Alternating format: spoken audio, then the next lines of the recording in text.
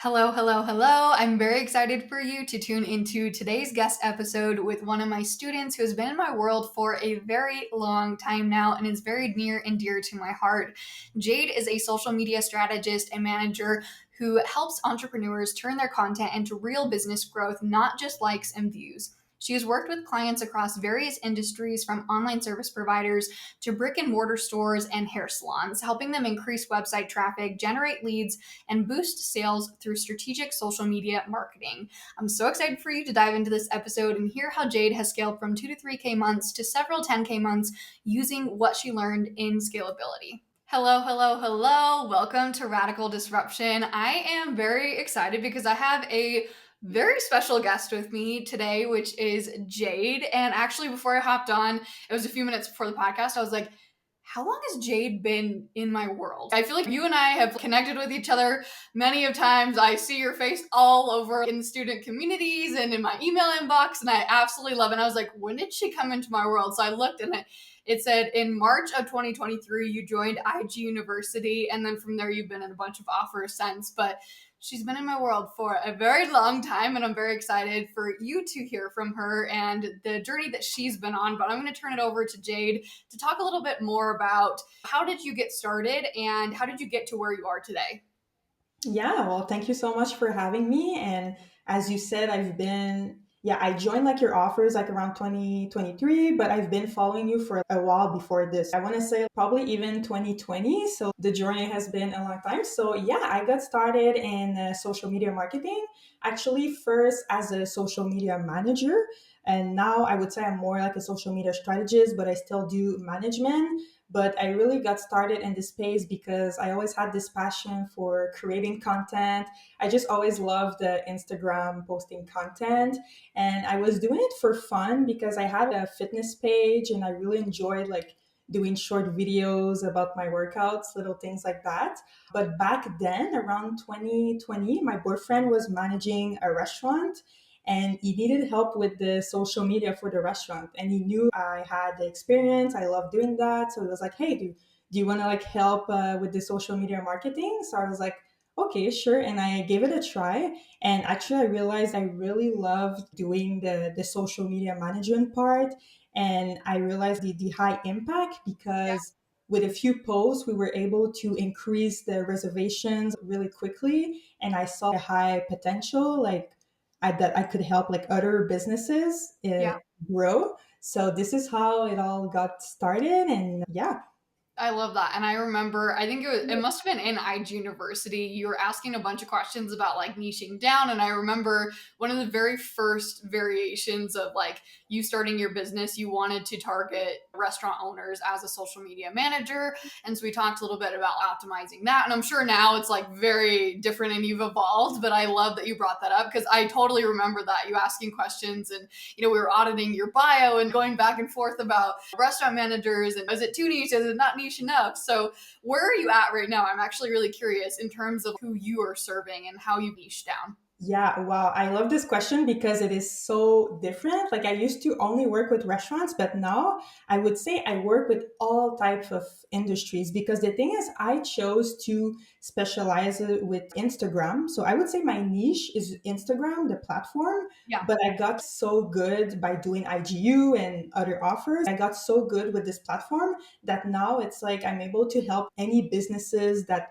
want to use this platform. So I've worked with hair salons, photographers, other types of brick and mortars, service-based businesses. So yeah, I love it because now it's so different, but I get to like work with Instagram, which is my favorite thing. I love that. It's my favorite thing too. That's why we're here together. We're bonded through Instagram. Did you feel like it was more of a you niched down and then you were able to niche out? Does that make sense? Because you niched down to the restaurant owners and then you kind of built your credibility and you had testimonials from that, that almost allowed you then to niche out where you were then able to serve more types of businesses? Yeah, I feel like it really helped because obviously I was getting a lot of good results for restaurants. Yeah. And I was like, oh, I guess I could help other types of businesses, right?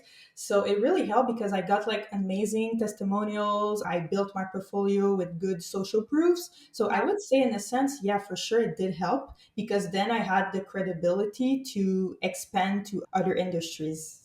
I love that. I want to talk a little bit more about scalability. So when you first joined Scalability, you were making around 2 to 3K a month. What was your biggest struggle at the time? hmm I would say my biggest struggle was taking on probably two. Well, it was a matter of pricing, actually. I wasn't charging enough for everything I was doing. It was crazy back then. I remember, I think I had many clients around charging around like $300, $400 per month, which is very low compared to what I charge now. And like doing 4 or 5 posts per week. Some clients I was going to the location to film. So it was a lot of work and I felt pretty much burnt out. Yeah. That's why I joined Scalability. So yeah, that was my point back then. Remind me the rest of the question. No, that was the question. Is just Okay.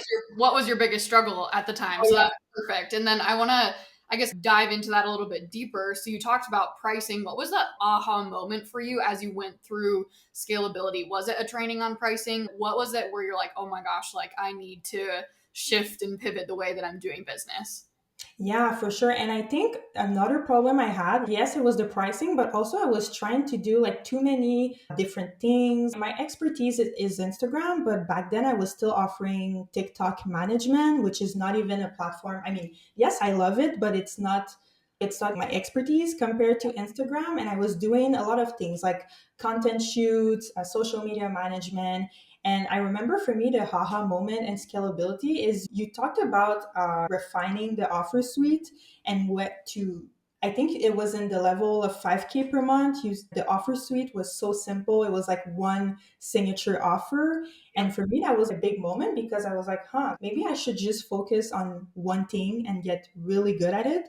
And this is exactly what I did after I cut all my services except social media management. Basically, I was just doing that. Yeah. And also, I cut it to only doing Instagram, well, Instagram, Facebook, because they're usually together. But yeah, I really cut down. And this is why I'm so good now because I did only this for so long. So this is my big takeaway from scalability. I love that. And was it scary at all cutting down on all those offers? Because I'm sure you had some clients that were, you had probably like one client here and like a few clients there, but was it scary in trying to narrow that down, knowing like, okay, well, I'm going to lose clients here. I probably might lose clients here. But of course, you had the vision of the future. But what did that look like mindset wise for you? Yeah, it was quite scary, but at the same time, back then, I still had a full time job. So it's like the income I was losing from my business, it wasn't like too much stressful because I still had an income. So I remember actually while I was almost finishing scalability, I decided to close down all my contract because I could like afford it technically. So it was a big jump because I was starting from scratch again. Yeah. But then I really focused on applying what you taught in scalability and focusing on one thing. And here I am today. It turns out pretty well. Yeah, I love that. And what for you, did you always know what you wanted to narrow in on? Or was it kind of like, oh, I'm not really sure what I want to get rid of and what I want to focus on? Was it like clear path, not clear path? Yeah, I love this question. And honestly, I really like social media management since I tried it for my boyfriend's restaurant. Yeah. I really loved it. So I was like, oh, I want to keep this part. But also when I was doing content shoots, this is not a part that I really enjoyed. I didn't really to go on the location to film the content. As much as I love creating content for myself, doing this part for other people, it was really time consuming and I didn't have a lot of fun doing that. So to me, I was actually pretty happy to turn to social media management because I always really liked it. And the other thing, strategy, this I always knew that I really want to get good at it. Yeah. And this came a little later because I really wanted to get excellent at social media management before. But yeah, I kind of always knew it was social media management strategy, really focused on Instagram. I love that. My next question to you is at the well, I guess we can talk about when you very first started versus now. When you very first started, what did it look like in terms of you getting leads? What was your Instagram account at the time versus how are you getting leads now? And also, of course, clients. And what does your Instagram account look like now? Yeah, that's a good question. And actually, me, when I first started, I mean, I did IGU to help with Instagram, but to be honest, I wasn't getting much leads from my Instagram when I started. It was a lot of cold pitching, actually. I got a few clients by email pitching. I was sending tons each week. Yeah, So this actually worked. The other thing, I would go in person because back then I was working more with local businesses. yeah, So I would go in person to sell myself. It was very scary, a lot of no's, but yeah, I kept going. I did get some clients by doing this. So yeah, I would say those were the ways how I was getting clients. yeah. And fast forward today, actually, Instagram is my main platform to generate leads. My clients come from this. I would say they also come from Facebook, a little bit TikTok, but not this much. I would say mainly Instagram, Facebook. So it's pretty cool because today it's my leads, my clients, they come from my social media, which is what I teach, what I do for my clients. So it's nice to have the same thing for me. Yeah, no, I love that. And I obviously am all about the power of Instagram and coming, leads coming in and sales coming in. So I love that that has been the case for you as well, because that's what I hope for everyone. And it's just so nice I'm sure you can especially speak to this with going out and cold pitching and going and meeting people in person. I want to say that's like really hard work compared to posting content on social media. It's still free to go out and cold pitch and to meet those people in person, and that's what worked for you at the beginning. And I love that you were like, hey, this is not working for me, I need to pivot and I need to try something else. And then you've just been in this journey of experimenting. But I love that it did come back to Instagram for you. And if we talk about the grand scheme of things and the ways that there's so many ways that you can build your business, so many ways to get visibility, so many ways to get leads. But my favorite, of course, is Instagram, because it is free and it is, in comparison to a lot of other methods out there of getting leads and getting, visibility for your business. It's a pretty light load, in terms of workload. Like if we're comparing to, again, you going out and meeting these people in person and getting turned away face to face, which is, I just think that's so brave of you. So I just wanted to say that. Yeah. Yeah, it was quite scary, but I'm glad I did it Yeah. because it's like you learn that, oh, what's the worst that can happen? People are gonna say no, then you move on. Yeah. So it helps to build like resilience, I guess. Yeah, for sure. Totally. I don't think I would be brave enough to go out and do that. So I commend you. I want to talk a little bit more about your client experience. So, one of the main things that you've been talking about is that you narrowed in onto basically like one offering and you got really, really good at that. And that has helped you to scale. But something else that you also mentioned as well is pricing. And so being able to scale from, I think you were saying like $300 or $400 a month or per package or whatever, to, I don't know what you're charging now, but I'm sure it's probably like 10x of whatever that is. How has that process gone? And then also, I'll have a follow up question too. I can re ask this again. I don't want to overload you with too much, but just start thinking about this. Is how did you go about bringing your clients with you through price increases? And what did that look like? So, starting off with, how have you been able to increase your prices? That's a good question. And honestly, I think for me, it helped what I mentioned earlier, the fact that I closed all my contract. Because honestly, I kind of knew that the clients that I was charging like $300, maybe $400, they would not accept like a $2,000 package. I had to be honest and ask myself, is this really possible? No. And the other thing from my experience with working with many restaurants, I knew it was an industry. Sometimes it's a little tricky because their profit margin are not as big. This is something I've learned from experience. So I was starting to decide at that moment, okay, I want to expand to other industries. So for me, there was two parts to increasing my pricing. First of all, target new industries, expand to other things than restaurants. And the other thing I made sure is to build like a strong portfolio because I knew that in order to charge premium pricing, I had to back myself up with social proofs. Yeah. So those are the two things I did that really helped for my pricing. What about client experience? How did that tie into things as well as pricing? Yeah, I love that. And I think this you told a little bit about it in scalability, but it's like I also did your the online blueprint. So Yeah. I think you talk about it in there as well. So for the client experience, for me, it was really important to level up. I didn't have a specific onboarding process Yeah. when I did scalability, and I really improved it. I built like a whole sequence, a welcome email, welcome package, just to level it up. And it's more luxury because at the end of the day, I am giving a premium service. So I want the whole process to reflect that. So for me, it really started with this. And I always get huge compliments today from my clients. Like they feel like so welcome. I guide them through the steps to get started. So for me, I know this is like a really strong point. And I mean, the client experience, yes, the onboarding, but like the whole process, because there's so many parts in social media management, from onboarding to building the strategy. I do a lot of checkups with my clients. If they need, we book like a little video call to discuss the strategy, make sure everything is approved. So yeah, overall, I'm very present. I mean, obviously, it's important to set boundaries, but the client experience, yeah, I really improved it and made sure it reflected the quality of my services.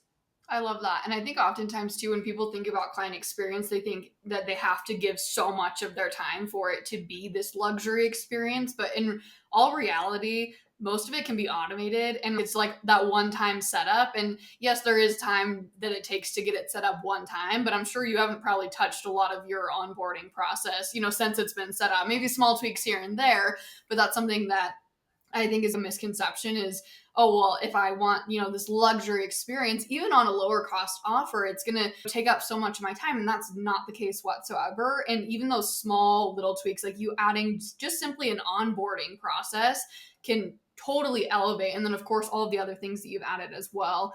And the thing that I just keep pulling from you and all of the things that you're sharing and how you've been able to scale your business is something I talk about inside of scalability, which is taking one step back to take two steps forward. And so many people are not brave enough to take that one step back to be able to then catapult themselves forward. So I just want to commend you for that because it is scary. You letting go of all of your contracts, even if you had a job at the time, that's scary. That was your business. You had to trust that this was the right direction for you to go in and look at where it's led you now. So I just love like the, thinking about taking that step back, but how much it's been able to benefit you, not just, in the months after that, but right now and for the years to come, it's going to be so important. So I just love that so much.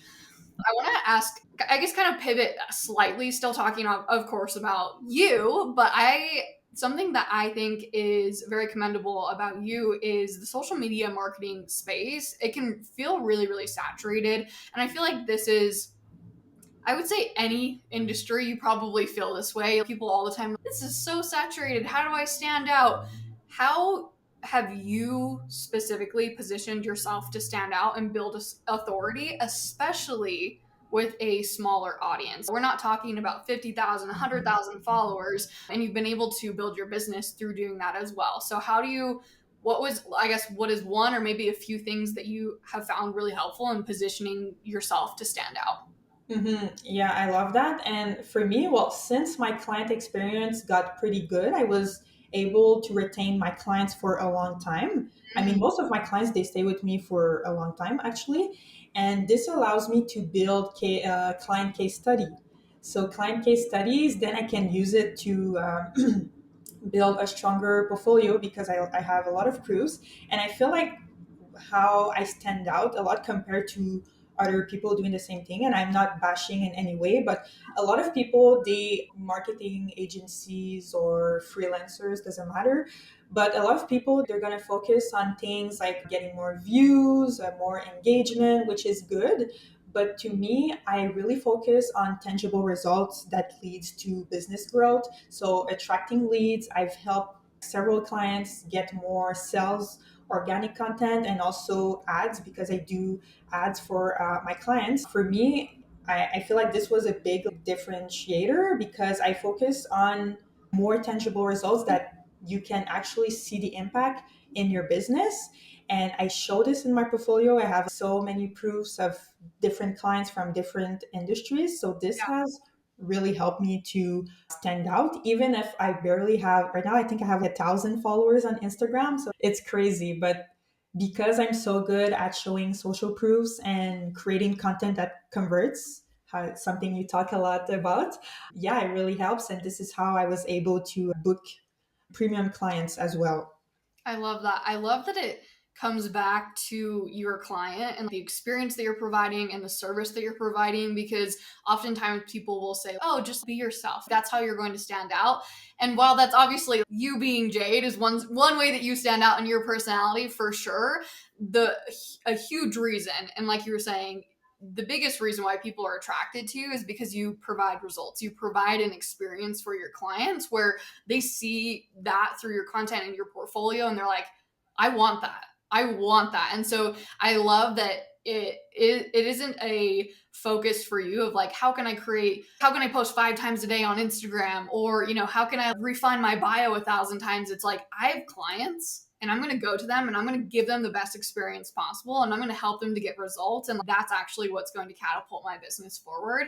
So I just love that it is really client focused in your business. Obviously, as business owners, that should be the case all the time, but sometimes I think we do lose that focus where we are like, oh, I'm going to post on Instagram and post on Instagram. And that's great. And you do need that visibility for sure. But also, when you do have clients, go to those people, ask them for feedback, ask them for, ask what questions are they asking. That can all help to benefit and help you to scale your business as well. So I just love that it comes back to a client focus. The next thing that I want to talk to you about is sustainability. So you have built a really strong foundation that is focused on sustainability rather than chasing overnight success. And that is something that is so much easier said than done, where it's like, oh, yeah, just play the long game. It's like, okay. But in the moment, you're like, I just want to make $5,000 a month. I just want to make $10,000 a month. And it's okay to want that. But I would love to know, what are some mindset shifts that have really helped you along the way to just stay focused on that long term vision and the sustainability of your business? That's a great question. And I would say, first thing is to remind myself that there's an abundance of clients around the world. And because it was quite scary for me, especially when I closed all my contracts, obviously needed to start from scratch. But I had to remind myself there's a lot of clients. And also, right after closing all my contracts, I could have repeated the same mistake and take on new clients with charging low pricing.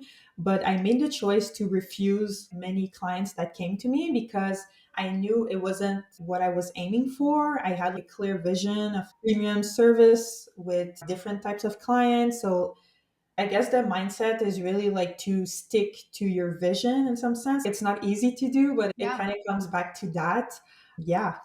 I love that. Coming back to your why. The thing that is the people are, oh, that's so woo woo. I don't need to know that. But it really is so true. And not just in the sense of, helping you to focus on sustainability, but making sure that you're building your business in a way that's actually providing value to your life and not just making money, if that makes sense. It's Mhm. important for you to always come back to that why, because it's going to help the decisions that you make in business, just like it did with you. You're like, I want to have premium, prices. I want to provide this luxury experience. And that was all rooted in your why, and that drove your business decisions. And then that why also is the reason why you were able to focus on sustainability long term. So I love that. Now, for Mhm. listeners, what would you say, if they are in that 2 to 3K a month range and they want to scale, what is the one piece of advice that you would share with them? That's a really good question. And I would say, I mean, I'm really focused on tangible results, really very result driven. So for me, I'm really strong on building a strong portfolio. So this would be my first step if it's not already done, and go beyond just sharing screenshots of viral reels or things like that. These are great, but maybe go deeper. Yeah, I'm trying to think. That's such a good question, actually. But yeah, the portfolio, making sure, yes, testimonials, but I love building client case studies, actually. So you make sure to talk about where your client was at first. What did you do? How did you help them to through your services? What did you you offer, and then you talk about the after. So you illustrate the clear transformation you gave to your client. And to me, this has a lot of power because then when you pitch your portfolio to other businesses, they see this, they see the clear before after of your service. I find it's easier to sell your services and maybe easier to justify your pricing because you're showing, okay, here's what I did for other businesses. Yeah. And I mean, obviously, we can never guarantee anything when it comes to marketing. We Yeah. cannot promise sales, obviously, but it helps to have a strong portfolio, especially if you have multiple client case studies. So, this would be my first advice. I love that. And that's applicable to any business and goes back to what I was saying earlier about how I just love that your approach is very client focused. And in the sense of just for any listener out there, executing on the promises that you make with your offer. So if you're like, hey, if you come into my fitness program, or if you come into my parenting coaching, or if you hire me as a social media strategist, or whatever it is that you do, this is applicable for any niche. What are you promising people? And then are you building your offer and your service in a way that's actually going to get people to that result that you're promising them? So really like that transformation first approach. And I think it just comes back to, what are you focused on in your business? Are you focused on just posting social media content? Are you focused on just sending the next email? Or are you actually focused on the people who are inside your offer, who have already paid you, that you have promised them? And again, no one can fully promise. Of course, it depends on if they're going to put in the work at the end of the day.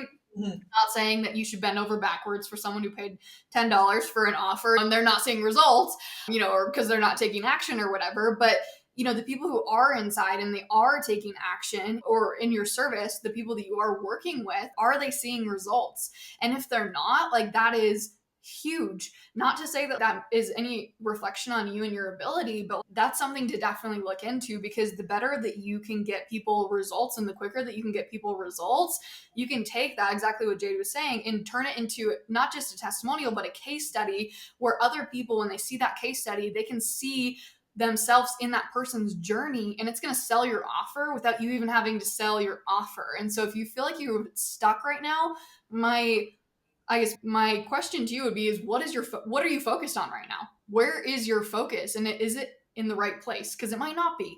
Just a little wake up call there. Now, the Mhm. last question I love to ask all my guests on every episode is, if you could go back to day one of your journey as a business owner and tell yourself any one piece of advice, or tell yourself one thing, what would it be? Wow, that's a good question. Um, hmm. Wow. I just This threw you a one, curveball. this Sorry, one I is didn't like, prepare you for that question. it's fine, it's fine. I would say honestly, I know it sounds a little cliche, but to just don't wait until you know everything. I know sometimes you want to learn everything, watch a bunch of videos, tutorials, but it's like you're going to learn faster if you jump into action. I Yeah. could have watched a bunch of YouTube to learn social media management, which I did, but at the end of the day, you need to apply it.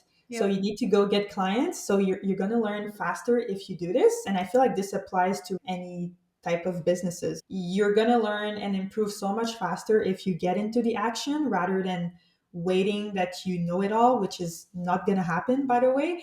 So, yeah, you just need to get started.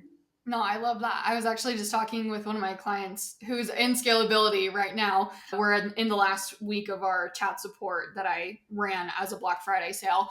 And she was outlining her entire offer suite. And she's like, here's all my freebies. Tripwire. She's like, is this a good freebie? And I'm like, on paper, yes, but you just got to get it out there in the world. You just got to start taking action, and then you're going to be able to pivot and adjust, and you're going to have the data, and you're going to have the feedback and the advice from people that's going to then allow you to move forward. So I love that piece of advice there. Where can people connect with you if they want to hire you, if they want to learn more, if they just want to just be in Jade's presence? Where can they find you? Yeah, well, for sure. Obviously, you can find me on Instagram. I'm pretty active there. I do also have a weekly newsletter that I write, like I send over once a week. So those are my two main platforms. And if you want to work with me, I do have my website. So, fun fact, the website was not an investment I made right from the start. This is something actually you talked about in scalability. I remember the priorities and the fact that you don't need to invest in branding, website. I didn't have any of these in my first 2, 3 years. The website, I just got it a few months ago, the Yeah. branding as well. So, this is also a reminder that you don't always need all the big things right away, and you can wait until you're more established to invest in this. But yeah, I'm just rambling. But yeah, the website is the other place you can find me if you want to work with me. I love that. And what are you currently working on? What do you got in the pipeline? What's coming up for you? Yeah, I would say right now I am more about refining. Actually, even the client experience, I believe it's always something that can be improved. So right now, I just ask all my clients, is there a way we can make anything easier, the content creation process easier? Because at the end of the day, my job is to make my clients' life easier. So for me, it's so important to get this feedback. We can't always make everyone happy, but the goal is to gather feedback to improve. So Yeah. I'm really focused on this, refining client experience, maybe my offers as well. The one last thing I'm working is a new resource for meta ads. Ooh. Eventually, I have no clue when it's going to come out, but it is something in the plan. Just because, well, I'm more focused on organic content, but I've seen the power of organic and meta ads together, Yeah. which I do for my clients. So it's something I want to create to help other businesses.